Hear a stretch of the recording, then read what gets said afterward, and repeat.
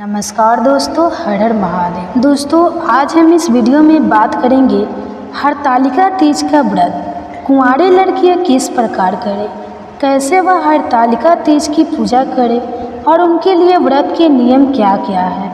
आज इस वीडियो में आपको पूरी जानकारी मिलेगी ताकि कुंवारी लड़कियों को उनका माँ जहाँ पर प्राप्त हो सके और उनकी समस्त मनोकामनाएं पूरी हो सके।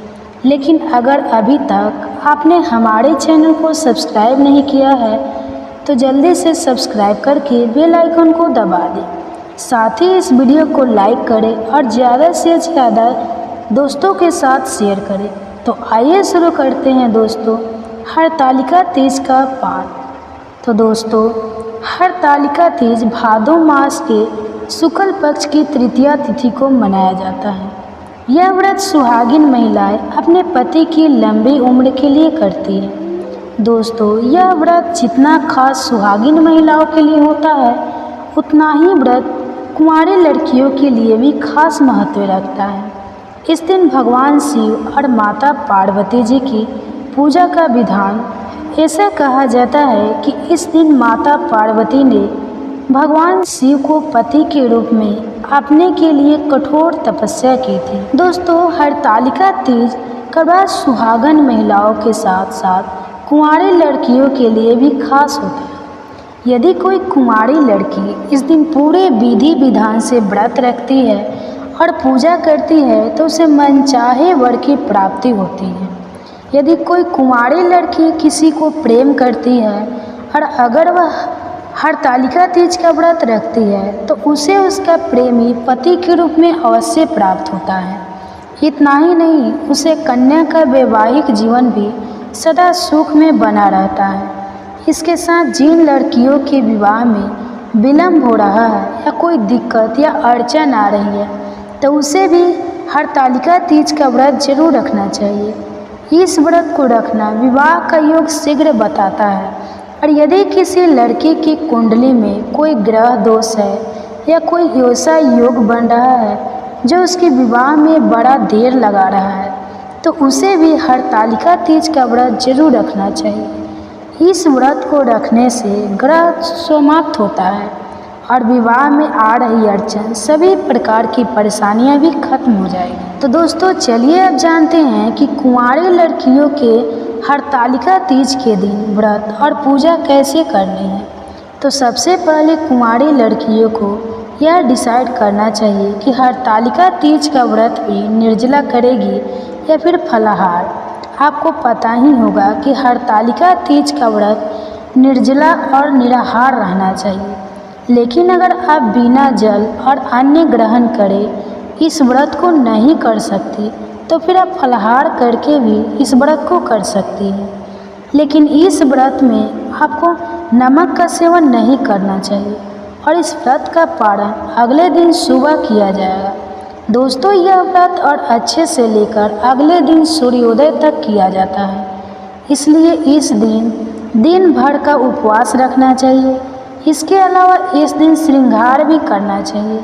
श्रृंगार में कुंवारी लड़कियां इस दिन अपने हाथ में मेहंदी और हरे रंग की चूड़ी जरूर पहने। इसके अलावा हो सके तो पूजा के समय हरे रंग या पीले रंग के कपड़े पहने और माथे पर छोटी सी बिंदी लगा लेने और पैरों में पायल आदि पहन लेने। तो बस आप ध्यान रखिए कि इस दिन आपको काले, सफ़ेद, भूरे या नीले रंग के कपड़े नहीं पहनना है।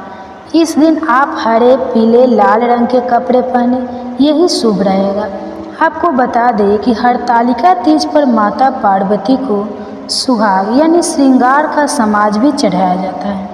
इसके लिए आप पहले से ही सुहाग की सारी सामग्री तैयार कर लें। इससे आप साड़ी या लाल चुनरी, मेहंदी, लिपस्टिक, बस ध्यान रखिए कुंवारी लड़कियां श्रृंगार के समाज में सिंदूर और बिछिया ना चढ़ाएं। बाकी आप कितनी भी सामग्री ले सकती हैं। आप 5, 7, 11 आइटम अपनी इच्छा के अनुसार रख सकती हैं। दोस्तों, इस दिन कुंवारी लड़कियों को जल्दी सुबह उठकर स्नान आदि करके स्वच्छ वस्त्र धारण करना चाहिए।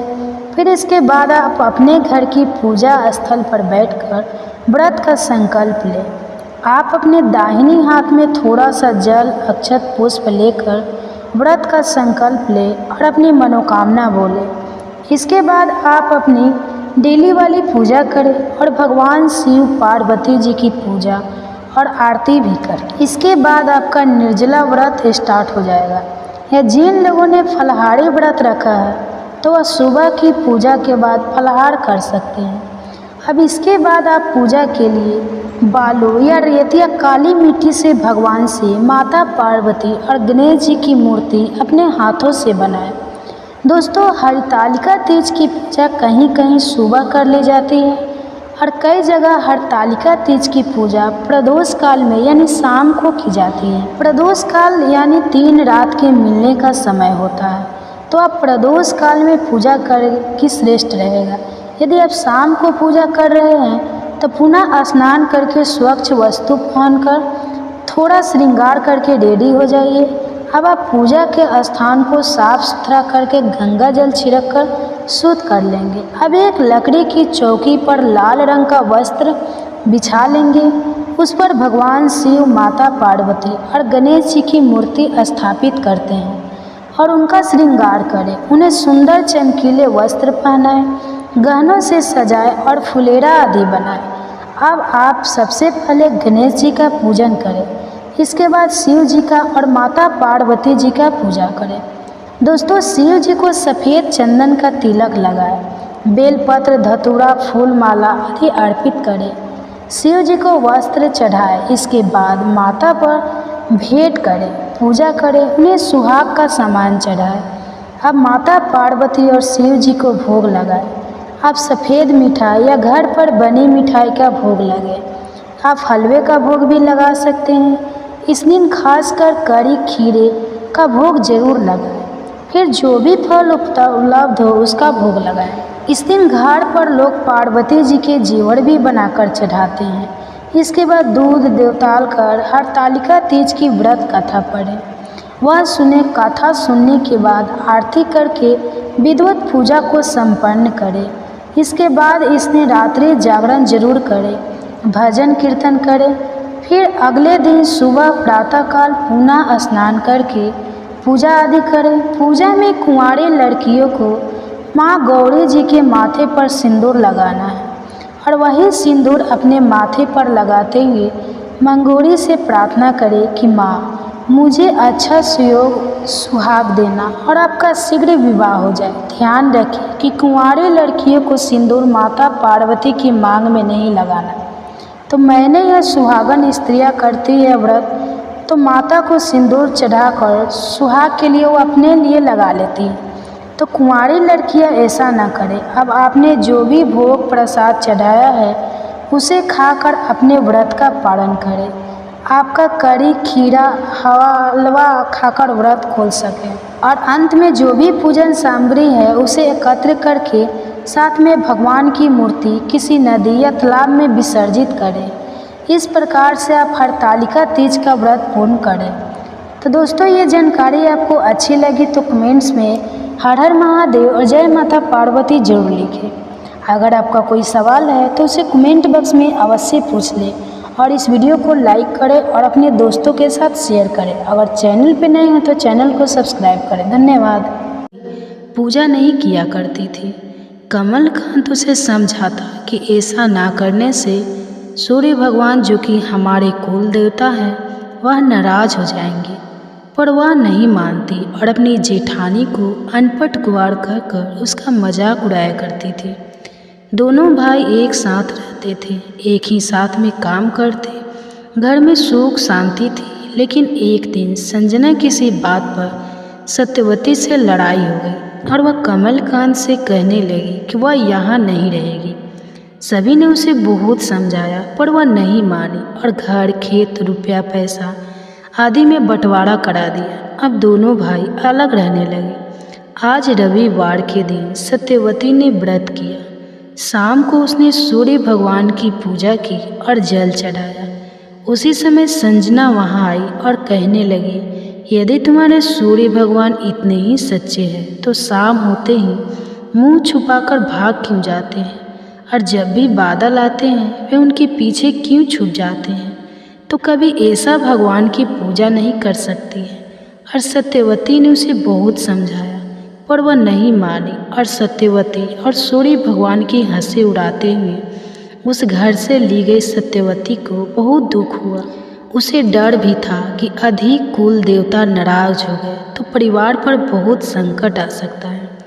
रात को जब सत्यवती सो रही थी तो सपने में उसे सूर्य भगवान ने दर्शन दिए और कहा, मैं तुम्हारी भक्ति से बहुत प्रसन्न हूँ, मांगो क्या मांगती हो। तब सत्यवती ने कहा, भगवान मेरी देवरानी नासमझ है, उसके कारण आप रुष्ट ना हो, उसे क्षमा कर दे।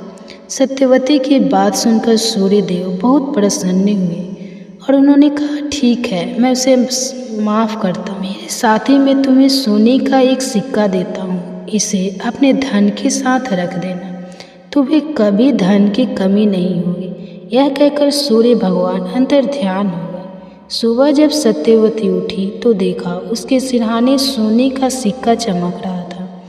उसने अपने पति को सपने के बारे में बताया। राम प्रकाश ने सूर्य भगवान को नमस्कार किया और सिक्का अपने सिंदूक में रख दिया। कुछ दिन बाद जब उन्होंने सिंदूक खोला तो वह अधीन जेवर आदि से भरा था और उनके बीच वह सोने का सिक्का चमक रहा था। दोनों पति पत्नी अमीर हो गए। उन्होंने बहुत बड़ा मकान बनवाया और उसमें सूर्य देवता की बड़ी सी प्रतिमा स्थापित की। संजना को जब यह बात पता लगी तो उसने अपने पति से कहा, आप जाकर पता करो कि उनके पास इतना धन कहाँ से आया। कमलकांत ने मना किया पर संजना लड़ने लगी। तब कमलकांत राम प्रकाश के घर गया। दोनों भाई गले मिले और एक दूसरे से बातें करने लगे।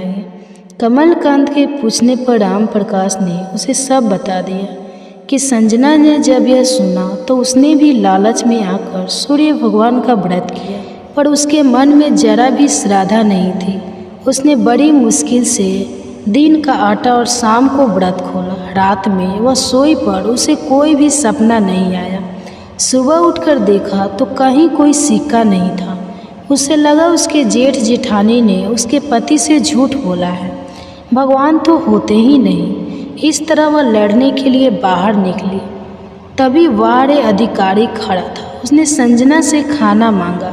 संजना ने उसे डांट कर भगा दिया कि वह सत्यवती के घर पहुंची। वहां जाते ही सत्यवती ने उसका स्वागत किया और पूछा कि क्या हुआ था। तब संजना ने उसे सब बता दिया। तब सत्यवती ने हंसकर कहा, भगवान किसी भी रूप में आ सकते हैं। आज अधिकारी को तुमने भगा दिया, वे सूर्य देवी ही थे। तुम्हारे यहाँ आने से पहले वह मेरे घर भोजन करके असली रूप में प्रकट होकर आशीर्वाद देकर चले गए हैं। तब संजना को अपनी भूल का एहसास हुआ और उसने वही सूर्य देव की प्रतिमा के पैर पकड़ लिए और माफ़ी मांगने लगी। सत्यवती और संजना दोनों ने भगवान सूर्य देव की पूजा की। पूजा के बाद सत्यवती ने ही सोने का सिक्का संजना को दिया। उसने मना कर दिया, उसके लालच मिल चुका था। उसके बाद जब मैं अपने घर वापस आई तो उसका घर धन धान्य से भर चुका था। सूर्यदेव इसी प्रकार सदा अपने भक्तों के जीवन में प्रकाश करते रहते हैं। सूर्यदेव। दोस्तों, आपको यह कहानी अच्छी लगी हो तो इसे अपने दोस्तों के साथ भी शेयर करें और हमारे चैनल को सब्सक्राइब करके बेल आइकन को भी प्रेस कर लें। दोस्तों, भगवान सूर्य की एक और कथा आपको सुनाने जा रहा हूँ, इसको भी आप ध्यानपूर्वक सुनिए। एक ब्राह्मण और ब्राह्मणी रहते थे किसी गांव में। दोनों ही बहुत ही गरीब ब्राह्मण छोटा मोटा काम करके अपने घर का खर्चा चलाते थे। ब्राह्मण बहुत ही धार्मिक स्वभाव की थी। सूर्य देव की परम भक्त और भगवान सूर्य की पूजा ब्राह्मण अपने काम पर निकल जाते तो ब्राह्मण भगवान सूर्य देव की पूजा पाठ करके फिर दूसरा काम करते थे। उनके रोजाना करने से पूजा पाठ, पहले भगवान सूर्य देव की पूजा करते थे, उसके बाद दूसरे काम करते थे। एक दिन की बात है, ब्राह्मण अपने काम से जल्दी घर आ गया तो उन्होंने ब्राह्मण को पूजा पाठ करते हुए देखा तो ब्राह्मण ब्राह्मणी से कहा कि तुम क्यों पूजा पाठ करती हो, क्यों अपना समय बर्बाद करती हो। पूजा पाठ से कुछ नहीं होता, तुमने इतना पूजा पाठ किया, तुम्हें हम जैसे पहले थे वैसे ही हैं, मुश्किल से 2 वक्त की रोटी की व्यवस्था हो जाती है। हमारा जीवन गरीबी में ही बीत रहा है, भगवान कुछ नहीं दिया। तुम बेकार में पूजा पाठ करती हो, पूजा पाठ करना छोड़ दो। लेकिन ब्राह्मणी ने कहा कि आप क्यों नाराज होते हैं? मुझे भगवान सूर्य देव पर पूरा विश्वास है, कभी न कभी हमारी पुकार जरूर सुनेंगे और हमारे दिन भी बदलेंगे। ब्राह्मण ने कहा, ठीक है, तुम अगर इतना विश्वास है तो तुम पूजा पाठ रोज करो। ब्राह्मण अंदर चला जाता है। अगले दिन सुबह उठते ही सूर्य देव की पूजा करती है ब्राह्मणी और सूर्य देव से हाथ जोड़कर विनती करती है कि मेरी विनती सुन लो भगवान, हमें इतना कि हमारे जीवन में आसानी से 2 वक्त की रोटी मिल सके। ब्राह्मणी बहुत दुखी होती है कि जब ब्राह्मणी रात में सो रही होती है तो भगवान सूर्य देव उसे सपने में दर्शन देते हैं और कहते हैं, ब्राह्मणी, मैं तुम्हारी पूजा से बहुत खुश हूँ, तुम्हें जो चाहिए वो मांग लो। सूर्य देव ने कहा कि तुम्हें जो कुछ भी चाहिए वो तुम मांगो। ब्राह्मणी इधर उधर देखती कि वह आंगन में जाती तो आंगन में सोने के उपलक्ष्य में की ब्राह्मण उन रुपयों को देखती और बहुत खुश होती और वह कहती कि भगवान सूर्य देव ने मेरी प्रार्थना सुन ली। फिर वह ब्राह्मण को सारी बात बताई। ब्राह्मण ने ब्राह्मणी को कहती है कि मैं आपसे कहा था कि सूर्य देव जरूर हमारी रक्षा करेंगे। सूर्य भगवान ने हमें यह सोने के सिक्के उपहार में दिए हैं, अब हम इन्हें ले जाकर और अपना कुछ काम शुरू करेंगे। और ब्राह्मणी बहुत खुश होती है तो कहती है, मुझे विश्वास नहीं कि तुम्हारे भगवान हमारा जीवन कैसे बदल देंगे। तो ब्राह्मणी कहती है, अब हम भगवान पर विश्वास करने लगे और ब्राह्मण के साथ भगवान सूर्य देव की पूजा करने लगे। नमस्कार दोस्तों, हर हर महादेव। दोस्तों, प्रत्येक माह की कृष्ण चतुर्दशी को शिवरात्रि मनाई जाती है। मान्यता है कि भादो मास की कृष्ण चतुर्दशी को मध्य रात्रि में भगवान शिव लिंग रूप में प्रकट हुए थे और शिवलिंग की पहली बार पूजा अर्चना भगवान विष्णु और भगवान ब्रह्मा जी द्वारा संपन्न हुई थी। इसलिए फाल्गु भादो कृष्ण चतुर्दशी को महाशिवरात्रि मनाई जाती है, जबकि अन्य सभी कृष्ण चतुर्दशी को मासिक शिवरात्रि मनाई जाती है। मासिक शिवरात्रि के दिन व्रत करने से हर मुश्किल कार्य आसानी से हो जाता है। इस दिन जो भी कन्याएं मनोवांछित वर पाना चाहती है या जिनके यहाँ में किसी भी प्रकार की रुकावट आ रही है, वह मगर मासिक शिवरात्रि का व्रत करे तो उनकी हर समस्या दूर हो जाती है।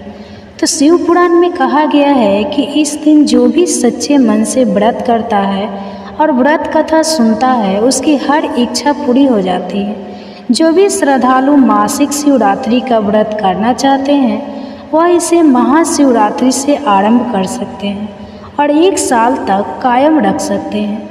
यह माना जाता है कि मासिक शिवरात्रि के व्रत को करने से भगवान शिव की कृपा द्वारा कोई भी मुश्किल और असंभव कार्य पूरे किए जा सकते हैं। श्रद्धालुओं को शिवरात्रि के दौरान जागे रहना चाहिए और रात्रि के दौरान भगवान शिव की पूजा अर्चना करना चाहिए। और अविवाहित महिला इस व्रत को अविवाहित होने हेतु एवं विवाह महिलाएं अपने विवाहित होने जीवन में सुख और शांति बनाए रखने के लिए इस व्रत को करती है। मासिक शिवरात्रि अगर सोमवार के दिन पड़ती है तो बहुत ही शुभ होती है। शिवरात्रि पूजन मध्य रात्रि के दौरान किया जाता है। मध्य रात्रि को निश्चित आकार के नाम से जाना जाता है और यह 2 घंटे के लिए प्रबल होती है।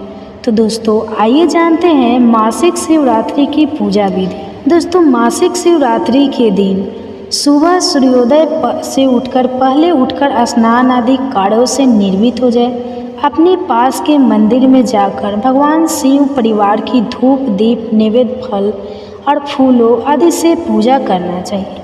सच्चे भाव से पूरा दिन उपवास करना चाहिए। इस दिन शिवलिंग पर बेलपत्र जरूर चढ़ाना चाहिए और रुद्राभिषेक करना चाहिए, क्योंकि ऐसी मान्यता है कि इस दिन शिव जी रुद्राभिषेक से बहुत ही ज़्यादा खुश हो जाते हैं। तो शिवलिंग के अभिषेक में जल, दूध, दही, शुद्ध घी, शक्कर या चीनी इत्यादि का उपयोग किया जाता है। वही अगले दिन भगवान शिव की पूजा के बाद दान आदि करके ही अपने व्रत का पालन करें। अपने संकल्प के अनुसार व्रत करके ही उसका विधिवत तरीके से पूजन करना चाहिए। शिवरात्रि पूजन मध्य रात्रि के दौरान किया जाता है। रात को 12 बजे के बाद थोड़ी देर जाकर भगवान शिव की आराधना करें और शिव चालीसा का पाठ करें। इससे आर्थिक परेशानियां दूर होती है। इस दिन सफ़ेद वस्तुओं के दान की अधिक महिमा होती है। इससे कभी भी आपके घर में धन की कमी नहीं होगी। अगर आप सच्चे मन से मासिक शिवरात्रि का व्रत रखते हैं तो आपका कोई भी मुश्किल कार्य आसानी से हो जाएगा। इस दिन शिव पार्वती की पूजा करने से सभी कष्टों से मुक्ति मिलने की भी मान्यता है। तो दोस्तों आइए सुनते हैं मासिक शिवरात्रि व्रत कथा। तो आप लोगों से विनम्र निवेदन है कि यह कथा अंत तक जरूर सुनें। दोस्तों एक समय की बात है, पूर्व काल में चित्रभानु नामक एक शिकारी था। जानवरों की हत्या करके वह अपने परिवार को पालता था। वह एक साहूकार का कर्जदार था, लेकिन उसका ऋण समय पर न चुका। इसलिए क्रोधवश साहूकार शिकारी को शिवमठ में बंदी बना लिया। संजोग से उस दिन शिवरात्रि थी। शिकारी ध्यान मग्न होकर शिव संबंधी धार्मिक बातें सुनता रहा। चतुर्थी को उसने शिवरात्रि की कथा भी सुनी। संध्या होते ही साहूकार ने उसे अपने पास बुलाया और ऋण चुकाने के विषय में बात की। शिकारी अगले दिन सारा ऋण लौटा देने का वचन देकर बंधन से टूट गया। अपनी दिनचर्या की भांति वह जंगल में शिकार के लिए निकला, लेकिन दिन भर बंदी गृह में रहने के कारण भूख प्यास से व्याकुल था। शिकार करने के लिए वह एक तालाब के किनारे बेल वृक्ष पर पड़ाव बनाने लगा। बेल वृक्ष के नीचे शिवलिंग था जो बेल पत्रों से ढका हुआ था। शिकारी को उसका पता न चला। पड़ाव बनाते समय उसने जो टहनियाँ तोड़ी वे संजोग से शिवलिंग पर गिरी। इस प्रकार दिन भर भूखे प्यासे शिकारी का व्रत भी हो गया और शिवलिंग पर बेल पत्र भी चढ़ गए। एक पहर रात्रि बीत जाने पर एक गर्भिणी मृगी तालाब पर पानी पीने पहुँची। शिकारी ने धनुष पर तीर चढ़ाए जय ही प्रत्यक्षा खींची। मृगी बोली, मैं गर्भिणी हूँ, शीघ्र ही प्रसव करूँगी। तुम एक साथ 2 जीवों की हत्या करोगे जो ठीक नहीं है। मैं अपने बच्चों को जन्म देकर शीघ्र ही तुम्हारे सामने प्रस्तुत हो जाऊँगी। तुम मुझे मार लेना। शिकारी ने प्रत्यक्षा ढीली कर ली और मृगी झाड़ियों में लुप्त हो गए। प्रत्यक्षा चढ़ाने तथा भी लिए करने के वक्त कुछ बेलपत्र अन्यास ही टूटकर शिवलिंग पर गिर गए। इस प्रकार उसे अनजाने में ही प्रथम पहर का पूजन भी संपन्न हो गया। और फिर कुछ ही देर बाद एक और मृगी उधर से निकली और शिकारी की प्रसन्नता का ठिकाना न रहा। समीप आने पर उनसे धनुष पर बाण चढ़ाया। तब उसे देख मृगी ने विनम्रतापूर्वक निवेदन किया, हे शिकारी, मैं थोड़ी देर पहले ही ऋतु से निर्मित हुई हूँ। कामातुर बड़हिनी हूँ, अपने प्रिय की खोज में भटक रही हूँ। मैं अपने पति से मिलकर शीघ्र ही तुम्हारे पास आ जाऊँगा। शिकारी ने उसे भी जाने दिया। 2 बार शिकार को खोकर उसका माथा ठनका। वह चिंता में पड़ गया और रात्रि का आखिरी पहर बीत रहा था।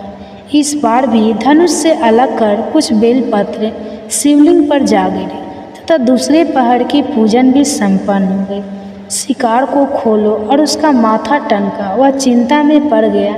रात्रि का आखिरी पहर बीत रहा था। अभी तक अन्य मृगी अपने बच्चों के साथ उधर से निकली।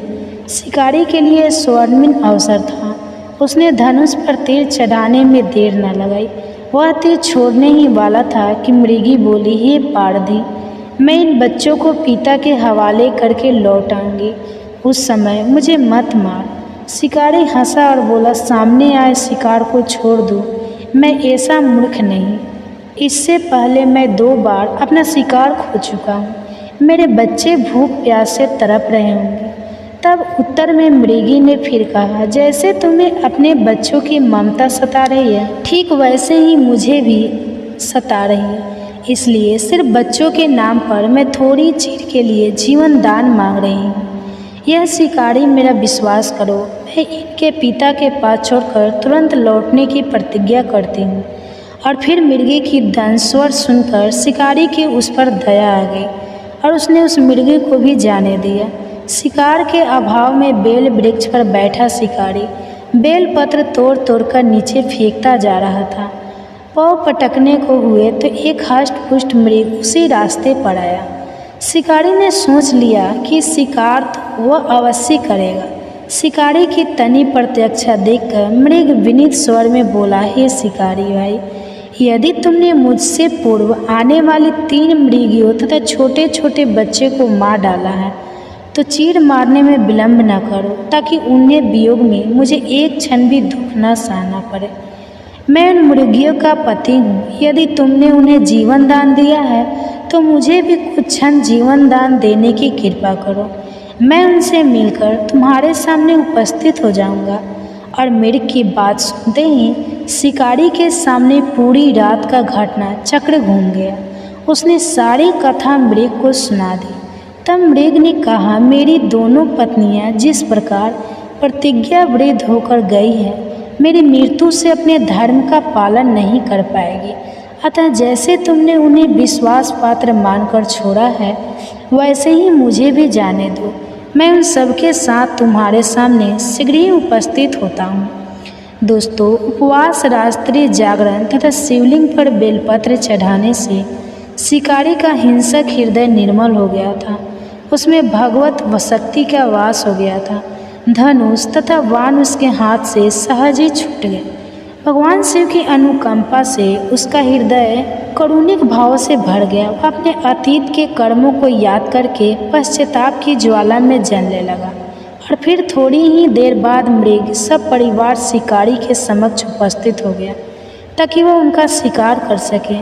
किंतु जंगली पशुओं की ऐसी सत्यता, सात्विकता एवं सामूहिक प्रेम भावना देखकर शिकारी को बड़े ग्लानि हुई। उसके नेत्रों से आंसुओं की झड़ी लग गई। उस मृग परिवार को न मारकर शिकारी ने अपने कठोर हृदय को जीव निशा से हटा दिया, सदा के लिए कोमल एवं दयालु बना लिया।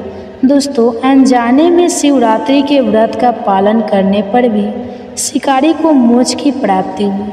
जब मृत्यु काल में यमदूत उसके जीव को लेने आए तो शिवगणों ने उन्हें वापस भेज दिया तथा शिकारी को शिवलोक ले गए।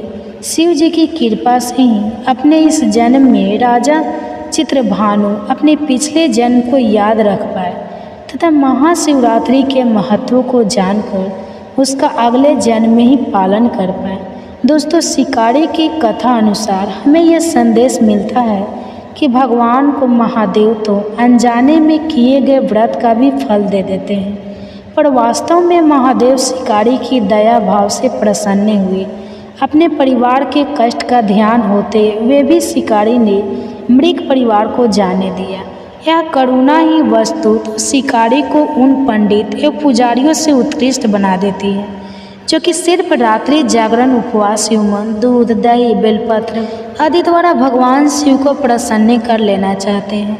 दोस्तों, इस कथा में सबसे महत्वपूर्ण बात यह भी है कि इस कथा में अनजाने में हुई पूजन पर विशेष बल दिया गया है। इसका अर्थ यह नहीं है कि भगवान शिव किसी भी प्रकार से किए गए पूजन को स्वीकार कर लेते हैं अथवा भोलेनाथ जाने या अनजाने में हुई पूजन में भेद नहीं कर सकते हैं। दोस्तों, वास्तव में वह शिकारी शिव पूजन नहीं कर रहा था। इसका अर्थ यह भी हुआ कि वह किस तरह के किसी फल की कामना भी नहीं कर रहा था। उसने मृग परिवार को समय एवं जीवन दान दिया जो कि शिव पूजन के सामान्य है। भगवान शिव का अर्थ ही कल्याण होता है।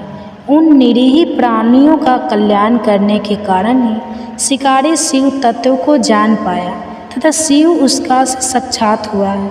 और हाँ दोस्तों, परोपकार करने के लिए महाशिवरात्रि का दिवस होना भी आवश्यक नहीं है। पुराण में 4 प्रकार के शिवरात्रि पूजन का वर्णन है। मासिक शिवरात्रि, प्रथम आदि शिवरात्रि अथवा महाशिवरात्रि, और पुराण में वर्णित अंतिम शिवरात्रि है नित्य शिवरात्रि। वस्तुत प्रत्येक रात्रि ही शिवरात्रि है। अगर हम पर कल्याणकारी आशुतोष भगवान में तुमको लीन कर दे तथा कल्याण मार्ग का अनुसरण करे तो वही शिवरात्रि का सच्चा व्रत है। हे भोलेनाथ, जैसी कृपा आपने रुचिकारी पर की, वैसे ही कृपा इस कथा को कहते सुनते और हमारा धरती पर करना। तो सब मिलकर बोलिए भोलेनाथ की जय। दोस्तों, अगर आप लोगों को ये वीडियो अच्छी लगी हो तो प्लीज़ लाइक करें, शेयर करें, कमेंट करें और मेरे चैनल को सब्सक्राइब कर बेल आइकन को भी प्रेस कर लें ताकि नोटिफिकेशन आप सबको मिल सके। धन्यवाद। तो हरे कृष्णा, इसी सुविचार के साथ आप सभी का दिन शुभ और मंगलमय हो। कान्हा जी का आशीर्वाद सदा आप सभी पर बना रहे। इससे पहले की कथा सुनने के लिए आप सभी को बहुत बहुत धन्यवाद। आप सुनिए आज की कथा। ब्रह्मा जी कहते हैं, हे ब्राह्मणों, सब तीर्थों और क्षेत्रों में जो जप, होम, व्रत और तपस्या तथा दान के फल प्राप्त होते हैं, उनमें से कोई ऐसा दिखाई नहीं देता जो पुरुषोत्तम क्षेत्र में रहने के फल की बराबरी कर सके। अब बारंबार अधिक कहने की क्या आवश्यकता। वह पुरुषोत्तम क्षेत्र सबसे महान है। यह बात सत्य है, सत्य है, एकदम सत्य है। समुद्र के जल से घिरे हुए पुरुषोत्तम तीर्थ का एक बार भी दर्शन कर लेने पर तथा ब्रह्मा विद्या का एक बार भी बोझ हो जाने पर मनुष्य फिर गर्भ में नहीं आता। जहाँ भगवान विष्णु का सान्निध्य है, उस उत्तम पुरुषोत्तम क्षेत्र में 1 वर्ष या फिर 1 मास तक भगवान की उपासना करें। ऐसा करने वाले पुरुष ने जप, होम तथा भारी तपस्या की है, वह उस परम धाम में जाता है जहाँ साक्षात ईश्वर श्री हरि विराजमान रहते हैं। ब्रह्मा जी की बात सुनकर मुनिगण कहने लगे, भगवान, हमें तीर्थ की महिमा का विस्तार पूर्वक श्रवण करने पर भी तृप्ति नहीं होती, इसलिए आप पुनः किसी गोपनीय तीर्थ का वर्णन कीजिए। ब्रह्मा जी कहने लगे, श्रेष्ठ ब्राह्मणों, पूर्व समय में देवर्षि नारद ने मुझसे यही प्रश्न पूछा था।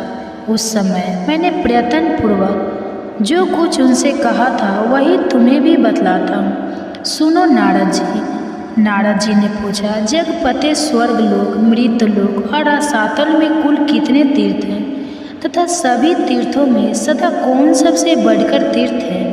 कृपया बताइए। ब्रह्मा जी बोले, देवर्ष, स्वर्गलोक, मृतलोक और रसातल में 4 प्रकार के तीर्थ हैं। दव, आसु, आर्स और मानुष, यह तीनों लोक में विख्यात है।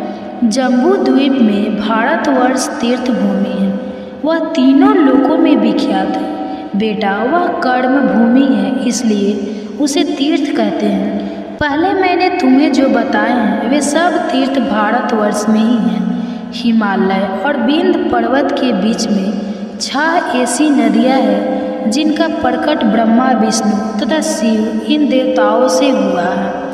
इसी प्रकार दक्षिण समुद्र तथा विंध्य पर्वत के बीच में भी 6 देव संभव नदियाँ हैं। यह 12 नदियाँ प्रधान रूप से बताई गई हैं। गोदावरी, भीमरथी, तुंगभद्रा, कृष्णवनी, तापी और पयोसनी, यह विंध्य पर्वत के दक्षिण की नदियाँ हैं। भागीरथी, नर्मदा, यमुना, सरस्वती, विशोका और विशस्त, यह विंध्याचल और हिमाचल पर्वत से संबंध रखने वाली नदियाँ हैं। इन पुण्यम नदियों को देव तीर्थ बताया गया है। कोलासल, वृत्त, त्रिपुर, अंधक है, मूर्धा, लवंग, नमु, शंख, यम, पताल, केतु, मय तथा पुष्कर, इनके द्वारा आवृत तीर्थ आसु कहलाते हैं। प्रभास, भार्गव और अगस्त्य, नारायण, विशिष्ट, भरद्वाज, गौतम और कश्यप, इन ऋषि मुनियों द्वारा सेवित तीर्थ ऋषि तीर्थ हैं। अमरीश, हरिचंद्र, मधाता, मनुकुरु, कंखल, भद्राक्ष, असर, अशुभ, नचिकेता, वृषा, कपि तथा अरिदम आदि मानवों द्वारा निर्मित तीर्थ मानुष कहलाते हैं। यह सब यश तथा उत्तम फल की सिद्धि के लिए बने गए हैं। तीनों लोकों में कहीं भी जो अपने आप प्रकट हुए देव तीर्थ हैं, उन्हें पुण्य तीर्थ कहा गया है। इस प्रकार मैंने तीर्थ भेद बतलाया है। महादैत्य राजा बलि देवताओं के अजय शत्रु हुए। उन्होंने धर्म, यश, प्रजा पालन, गुरु भक्ति, सत्य भाषण, बल पराक्रम, त्याग और क्षमा के द्वारा वह सामान्य प्राप्त किया जिसकी लोकों में कहीं कोई तुलना ही नहीं है। उनकी बढ़ती हुई समृद्धि को देखकर एक बार देवताओं को बड़ी चिंता हुई। वे आपस में सलाह करने लगे कि हम बलि को कैसे जीते। राजा बलि के शासनकाल में तीनों लोग निष्कर्ष थे। कहीं पर आदि व्याधि या शत्रुओं की बाधा नहीं थी। अनावृष्टि और अधर्म का तो नाम भी नहीं था। स्वप्न में भी किसी को दुष्ट पुरुष का दर्शन नहीं होता था।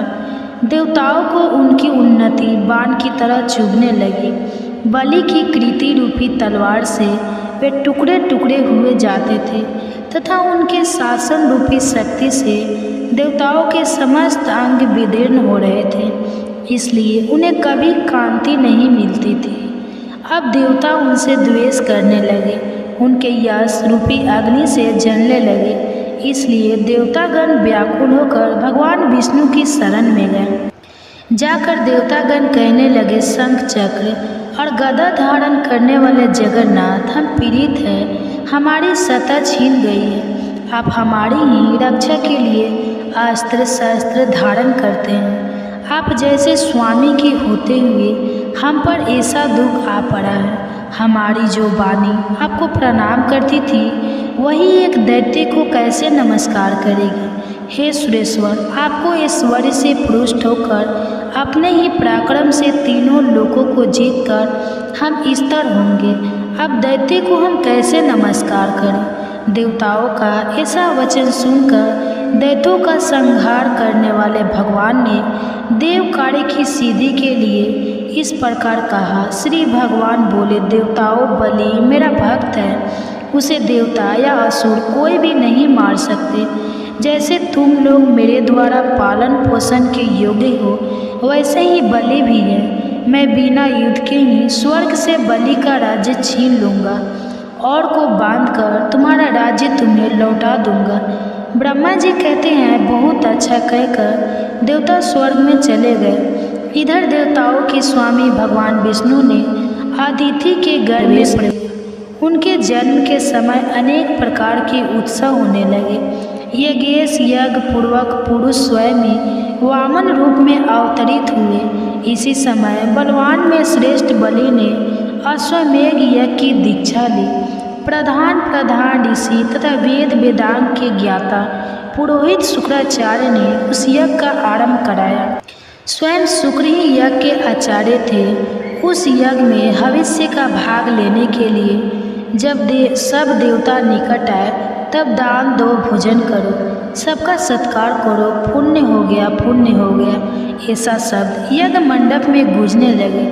उस समय विचित्र कुंडल धारण किए साम गान करते हुए वामन जी धीरे धीरे यज्ञशाला में पहुंच गए और आने पर वे यज्ञ की प्रशंसा करने लगे। शुक्राचार्य ने उन्हें देखते ही समझ लिया कि यह ब्राह्मण रूपधारी वामन देवता वास्तव में दैत्यों के विनाशक यज्ञ और तपस्या के फल देने वाले और राक्षस कुल का संहार करने वाले साक्षात विष्णु हैं। बलवान में श्रेष्ठ महातेजस्वी राजा बलि क्षत्रिय धर्म के अनुसार विजय होकर भक्तिपूर्वक धन का दान करते हुए अपनी पत्नी के साथ यज्ञ की दीक्षा लेकर बैठे थे और भविष्य का हवन करते हुए यज्ञ पुरुष का ध्यान कर रहे थे। शुक्राचार्य जी ने वामन जी को पहचान कर तुरंत ही राजा बलि से कहा, राजन, यह जो बौने शरीर वाले ब्राह्मण तुम्हें यज्ञ में आए हैं, ये वास्तव में ब्राह्मण नहीं, यह यज्ञ वाहन यज्ञ श्री विष्णु हैं। प्रभु, इसमें तीन संदेह नहीं कि यह देवताओं का हित करने के लिए बालक रूप धारण करके तुमसे कुछ याचन करने आए हैं, इसलिए पहले मुझसे सलाह लेकर पीछे इन्हें कुछ देना चाहिए। यह सुनकर शत्रु विजय बलि ने अपने पुरोहित शुक्राचार्य से कहा, मैं धन्य हूँ जिसके घर पर साक्षात ईश्वर मूर्तिमान होकर पधारे और कोई याचना करते हैं। अब इसमें सलाह लेने के योग्य कौन सी बात रह जाती है। ऐसा कहकर पत्नी और पुरोहित शुक्राचार्य के साथ राजा बलि उस स्थान पर आए जहाँ अदिति नंदन वामन जी विराजमान थे। राजा ने हाथ जोड़कर पूछा, भगवान बताइए आप क्या चाहते हैं। तब वामन जी ने नेहा, महाराज केवल 3 पग भूमि दे दीजिए और किसी की धन की मुझे आवश्यकता नहीं। बहुत अच्छा कहकर राजा बलि ने रत्न जट कलश से जल लिया और वामन जी को भूमि संकल्प करके दे दी। सभी महर्षि और शुक्राचार्य चुपचाप मौन में देखते रहे। वामन जी ने धीरे से कहा, राजन, स्वस्थ आप सुखी रहे, मुझे मेरे नापी हूँ 3 पग भूमि दे दीजिए। तब वे तथास्तु कहकर जैसे ही वामन जी की ओर देखा, वे विराट रूप हो गए। चंद्रमा और सूर्य उनकी छाती के सामने आ गए। उन्हें इस रूप में देखकर पत्नी सहित दैत्य आज बलि ने विनय पूर्वक कहा, जगदम्ब विष्णु, आप अपनी शक्ति पर भैर बढ़ाइए। तब श्री विष्णु बोले, दैत्य, आज देखो मैं पैर बढ़ाता हूँ। बलि ने कहा, बढ़ाइए प्रभु, अवश्य बढ़ाइए। तब भगवान ने पृथ्वी के नीचे स्थित कच्छप की पीठ पर पैर रखकर पहला पग बलि के यज्ञ में रखा, किंतु उनका दूसरा पग ब्रह्मा लोक तक जा पहुँचा।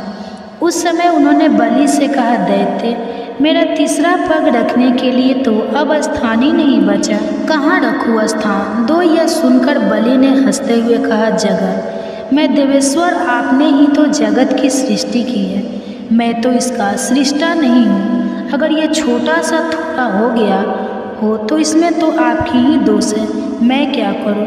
केशव, फिर भी मैं अभी असत्य नहीं बोलता, इसलिए आप मेरे सत्य की रक्षा करते हुए अपना तीसरा पग मेरी पीठ पर ही रखिए।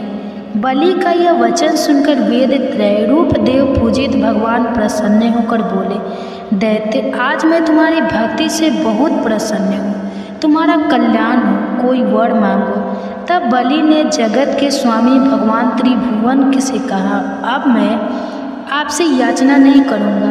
तब भगवान ने स्वयं ही प्रसन्न होकर उन्हें मनवांछित वर दे दिया। वर्तमान समय में रसातल का राज्य, भविष्य में इंद्र पद, स्वतंत्रता तथा अविनाशी यश आदि प्रदान किए। इस प्रकार दैत्यराज बलि को यह सब कुछ देकर भगवान ने उन्हें पुत्र और पत्नी सहित रसातल में भेज दिया। इससे पहले की कथा सुनने के लिए आप सभी का बहुत बहुत धन्यवाद। आप सुनिए आज की कथा, और आज की कथा को सुनकर आप वीडियो को लाइक करके कमेंट बॉक्स में राधे राधे जरूर लिखिएगा। तो मुनियों ने पूछा, हे ब्रह्मा जी, भगवान श्री कृष्ण का स्नान किस समय और किस विधि से होता है? हे विधियों में श्रेष्ठ, हमें उसकी विधि भी बताइए। तब ब्रह्मा जी इस प्रकार कहने लगे, मुनियों, श्री कृष्ण, बलराम और सुभद्रा का स्नान परम पुण्यपम और सभी पापों का नाशक है। मैं उसकी विधि आदि का वर्णन करता हूँ, ध्यान पूर्वक सुनो। ज्येष्ठ मास में पूर्णिमा को ज्येष्ठा नक्षत्र आने पर वहाँ हर समय श्री का स्नान होता है। वहाँ सर्वतीर्थम कूप है जो अत्यंत निर्मल और पवित्र माना गया है। जेठ पूर्णिमा को उसमें भागवती गंगा प्रत्यक्ष रूप से प्रकट होती है, इसलिए ज्येष्ठ की पूर्णिमा को श्रवणमयी कृष्ण, बलभद्र और सुभद्रा जी के स्नान के लिए उस कूप से जल निकाला जाता है। इसके लिए एक सुंदर मंच बनाकर उसे पताका आदि से सुसज्जित किया जाता है। वह सुदृष्ट और सुखपूर्वक चलने योग्य बना होता है। वस्त्र और फूलों से उसे सजाया जाता है। वह खूब बड़ा होता है और धूप से सुवासित किया जाता है। उस पर श्री कृष्ण और बलराम जी को स्नान कराने के लिए श्वेत वस्त्र बिछाया जाता है। उसे सजाने के लिए मोती के हार लटकाए जाते हैं। तरह तरह के बाजों की ध्वनि होती रहती है। एक मंच पर एक और भगवान श्री कृष्ण और दूसरी ओर भगवान बलराम विराजते हैं। बीच में सुभद्रा देवी को पधरा कर जय जयकार और मंगल घोष के साथ स्नान कराया जाता है। उस समय ब्राह्मण, क्षत्रिय, वैश्य, शूद्र तथा अन्य जाति के लाखों स्त्री पुरुष उन्हें घेरे रहते हैं। गृहस्थ, स्नातक, सन्यासी और ब्रह्मचारी सभी मंच पर विराजमान भगवान श्री कृष्ण और बलराम जी को स्नान कराते हैं। पूर्व संपूर्ण तीर्थ अपने पुष्प मिश्रित जल में अलग अलग भगवान को स्नान कराते हैं। फिर शंख, घंटा, भेरी, मृदंग, झांस आदि वाद्यों की तमल ध्वनि के साथ स्त्रियों के मंगल गीत, स्तुतियों के मनोहर शब्द, जय जयकार, वीणा रव और वेणुनादा के समान जान पड़ता है। उस समय मुनिगण वेद पाठ और मंत्रोच्चारण करते रहते हैं। साम गान के साथ तरह तरह की स्तुतियों के पुण्यम शब्द होते रहते हैं। यति, स्नातक, गृहस्थ और ब्रह्मचारी स्नान के समय बड़ी प्रसन्नता के साथ भगवान विष्णु की स्तुति करते हैं तो श्री कृष्ण और बलराम जी के ऊपर रत्न दंड विभूषित चौर डाला जाते हैं। आकाश में यक्ष, विधातर, सिद्ध, किन्नर, अप्सराएं, देव, गंधर्व, चारण, आदित्य, वसु, रुद्र, साध, विश्वदेव, मरुत, गण, लोकपाल तथा अन्य लोग भी भगवान पुरुषोत्तम की स्तुति करते हैं। देव देवेश्वर पुराण पुरुषोत्तम आपको नमस्कार है। जगत पालक भगवान जगन्नाथ आप सृष्टि स्थिति और करने वाले, जो त्रिभुवन को धारण करने वाले, ब्राह्मण भक्त मोक्ष के कारण भूत और समस्त मनवांछित फलों के दाता हैं। उन भगवान को हम प्रणाम करते हैं। इस प्रकार आकाश में खड़े हुए देवता श्री कृष्ण, महाबली, बलराम तथा सुभद्रा देवी की स्तुति करते, गंधर्व गाते और अप्सराएं नृत्य करती रहती है। देवताओं के बाजे बजते और शीतल वायु चलती है। उस समय आकाश में उमड़े हुए बादल पुष्प मिश्रित जल की वर्षा करते हैं। मुनि, सिद्ध और चारण जय जयकार करते हैं। इसके बाद देवतागण मंगल सामग्रियों के साथ विधि और मंत्र युक्त अभिषेक उपयोगी द्रव्य लेकर भगवान का अभिषेक करते हैं। इंद्र, सूर्य, चंद्रमा, धाता, विधाता, वायु, अग्नि, पूषा, भग, आड़मा, तौसा दोनों पत्नियों सहित विव, स्वान, मित्र, वरुण, रुद्र, वसु, आदित्य, अश्विनी कुमार, विश्वदेव, मरुदगण, साध्य, पितर, विधातर, पितामह, पुलतः से पुला, अंगिरा, कश्यप, अत्रि, मरीच, भृगु, ऋतु, हर, प्रेचता, मनु, दक्ष, धर्मकाल, यम, ऋतु, यमदूत तथा अन्य अनेकों देवता भगवान का अभिषेक करने के लिए इधर उधर से आते हैं और स्वर्णमय कलश में रखे हुए पुष्प मिश्रित आकाश गंगा के जल से भगवान श्री कृष्ण, सुभद्रा तथा बलराम जी को स्नान कराते हैं और प्रसन्नतापूर्वक इस प्रकार उनकी स्तुति करते हैं। संपूर्ण लोकों का पालन करने वाले जगन्नाथ आपकी जय हो, जय हो। आप भक्तों के रक्षक तथा शरणागत वत्सल है। संपूर्ण भूतों में व्यापक आदि देव आपकी जय हो। योगी और आपकी जय हो, जय हो। सूर्य आपके नेत्र है तथा आप देवताओं के राजा हैं। वेदों में आप ही सर्वश्रेष्ठ बताए गए हैं। आपके कच्छप अवतार धारण किया था। आप श्रेष्ठ यज्ञ स्वरूप हैं। आपकी नाभि से कमल उत्पन्न हुआ था, इसलिए आप पदे नाव कहलाते हैं। आप पहाड़ों पर विचर वाले तथा योग सही हैं। आपकी जय हो, जय हो। महान वेग धारण करने वाले विश्व मूर्ति चक्रधर, भूतनाथ, धरणीधर, शेष साइन आपकी जय हो, जय हो। आप पीताम्बरधारी, चंद्रमा के समान कांति, मान योग में वास करने वाले, अग्निमुख, धर्म के आवास स्थान, गुणों के भंडार, लक्ष्मी जी के निवास स्थान और गुरुड़ वाहन है। आपकी जय हो, जय हो। लोककांत आपकी जय हो, जय हो, जय हो। आप परम शांत, परम सार, भूत चक्र धारण करने वाले, सर्पों के साथ रहने वाले, नील वस्त्रधारी, शांति काक और मोक्षदायक तथा समस्त पापों को दूर करने वाले हैं। आपकी जय हो, जय हो, जय हो। बलराम जी के छोटे भाई जगदीश्वर श्री कृष्ण आपकी जय हो। पज्ञ पत्र के समान नेत्रों वाले तथा इच्छा अनुसार फल देने वाले प्रभु आपकी जय हो। चक्र और गदा धारण करने वाले नारायण आपका वक्ष स्थल वनमाला से आच्छादित है। आपकी जय हो। लक्ष्मीकांत विष्णु आपको नमस्कार है। आपकी जय हो। इस प्रकार श्री कृष्ण, बलराम और सुभद्रा जी की स्तुति, दर्शन और वंदन करने के बाद देवतागण अपने अपने स्थान को चले जाते हैं। उस समय जो मनुष्य अपने मंच पर विराजमान पुरुषोत्तम श्री कृष्ण, बलभद्र और सुभद्रा जी का दर्शन करते हैं, वे अविनाशी पद को प्राप्त होते हैं। सहस्त्र गोदान, विधिवत भूमि, धन, अर्घ्य और आदित्य पूर्वक अन्न दान, विधिवत वर्ष उत्सर्ग, ग्रीष्म काल में जलदान, चंद्रायन व्रत के अनुष्ठान तथा शास्त्रोक्त विधि से 1 मास तक उपवास करने से जो फल मिलता है वही मंच पर विराजमान भगवान श्री कृष्ण का दर्शन करने से मिल जाता है। या फिर अधिक कहने की क्या आवश्यकता है।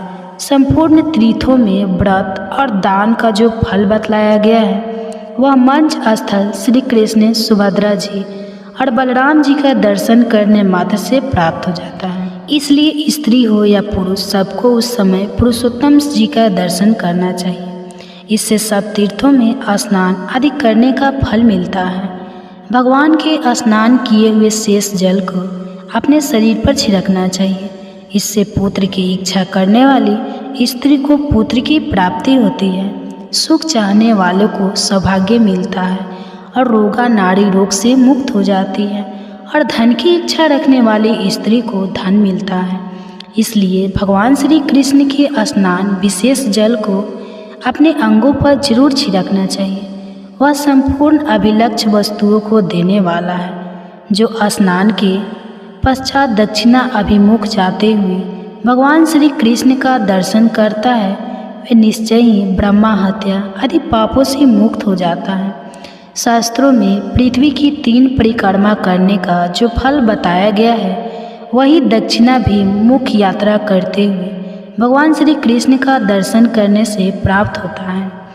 अधिक क्या कहा जाए, वेद, वास्तु, पुराण, महाभारत तथा समस्त धर्म शास्त्रों में पुण्य कर्म का जो कुछ भी फल बताया गया है वह सब सुभद्रा जी के साथ दक्षिणा घूमकर यात्रा करने वाले भगवान श्री कृष्ण और बलराम जी का दर्शन करने मात्र से मिल जाता है। ब्रह्मा जी कहते हैं, मुनियों, भगवान श्री कृष्ण, बलभद्र और सुभद्रा जी यह रथ पर विराजमान होकर जब गुंडिचा मंडप की यात्रा करते हैं, अर्थात गुंडिच नामक उद्यान मंदिर जो पुरी में इंद्रधूमन सरोवर के तट पर स्थित है, इसके गुंडिचा, गुंजा, गुंडी और आदि नाम भी विख्यात हैं। तो जब गुंडिच मंडप की यात्रा करते हैं तो भगवान उस समय उन्हें उनका दर्शन प्राप्त होता है और जो लोग 1 सप्ताह तक उस मंडल में विराजमान भगवान श्री कृष्ण, बलभद्र जी और सुभद्रा जी का झांकी करते हैं वे विष्णु लोक को जाते हैं।